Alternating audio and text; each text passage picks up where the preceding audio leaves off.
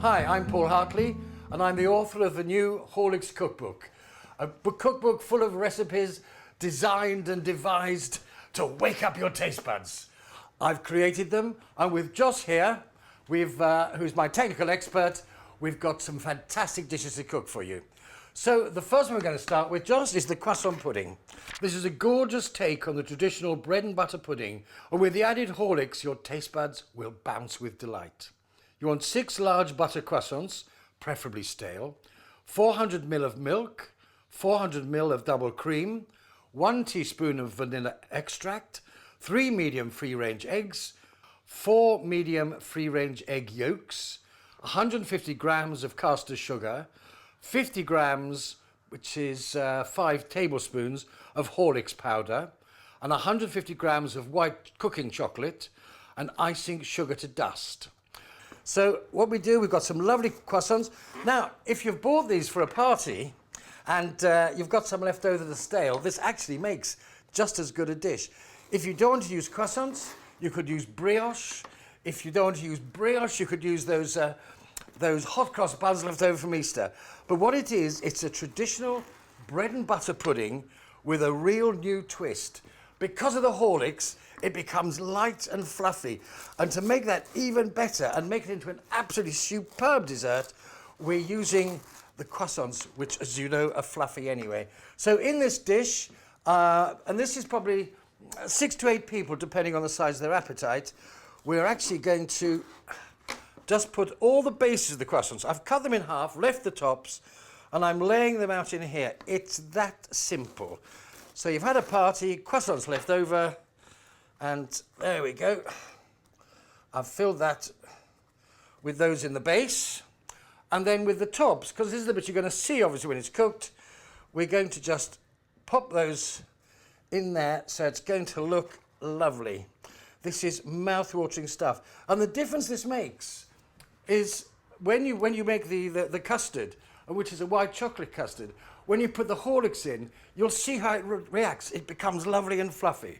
So I'm going to start off. I've got just an ordinary saucepan, and into that I'm going to put 400 ml of double cream, and added to that 400 ml of whole milk. And then I'm going to put about half a teaspoon. Now this is vanilla extract. It's not vanilla essence. It's stronger and much, much nicer. Has a most wonderful flavour.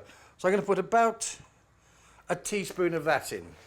Then all we're going to do, I'm turning the heat up on this, and we're going to just stir this until it simmers.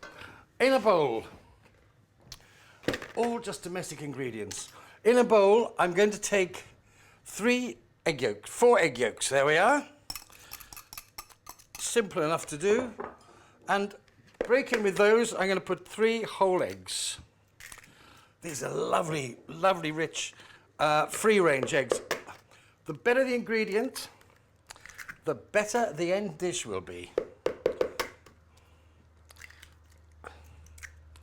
So there we are. I've got 3 whole eggs and 4 egg yolks. And to that, I'm going to add the Horlicks. This is the magic ingredient. Now, if you like Horlicks, that'll be great. If you don't like Horlicks, this will be an even bigger treat for you, because you'll love it after this.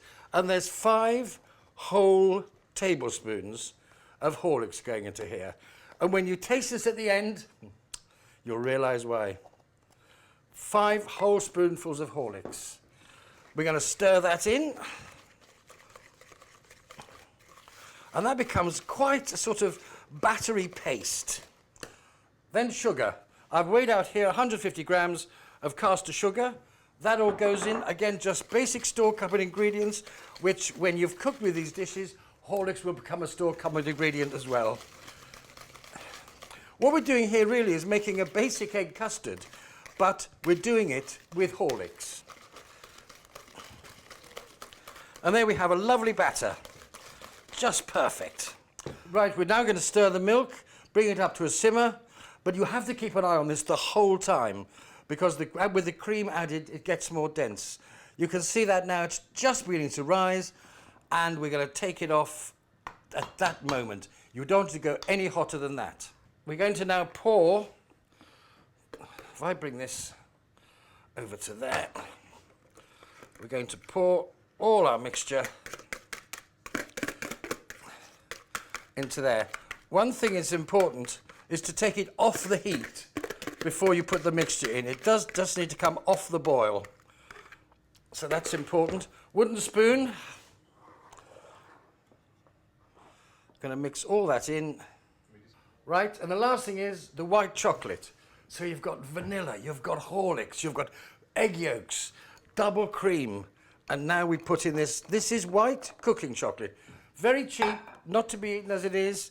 And you stir that in, and of course everything's hot in there. So just keep stirring until that's all melted in. The smell and the colour, this is a wonderful creamy colour now. It's absolutely delicious. This is a proper egg custard infused with Horlicks and white chocolate. Just going to wait for that to melt, and then we're going to pour that right the way over that, and the dish will be ready to go in the oven. How simple is that? So the last thing to do is we've got our croissants there, and we're just simply going to pour this over the top. Now it's quite interesting because you'll find that the croissants will float. One little tip here actually is if you keep a little bit of the custard back, when we serve it later, we'll have a little jug of warm custard just to put over the top, which will add that little bit of luxury to it. So there we are. That's the job done. And that's Horlicks infused bread and butter pudding with white chocolate custard. So the last thing we do to make sure it's going to cook properly is we get a piece of foil, put it over the top, and tightly fix it round. That'll mean all the moisture stays in, all the goodness, all the flavour. Okay, Josh, let's get that one in the oven. Okay. Thank you. Now I'm putting it in the oven there for 20 to 25 minutes at 180. The thing is, you just have to keep checking it after 25 minutes to make sure the custard is setting. It needs to be firm, otherwise it'll come out a bit too moist. Okay, after 20 minutes, I'm going to take it out of the oven, take the metal foil off, and dust it with a little icing sugar, just to give it that final luxury touch. So I'm going to do that using a little sieve, and just on the top of them. Not all over, just on the top of them, looking beautiful. There we are. I'm going to pop that back for the last 5 minutes without the foil on, just to finish off and get that lovely luxury finish. The time's up. It's time to bring out our completed dish.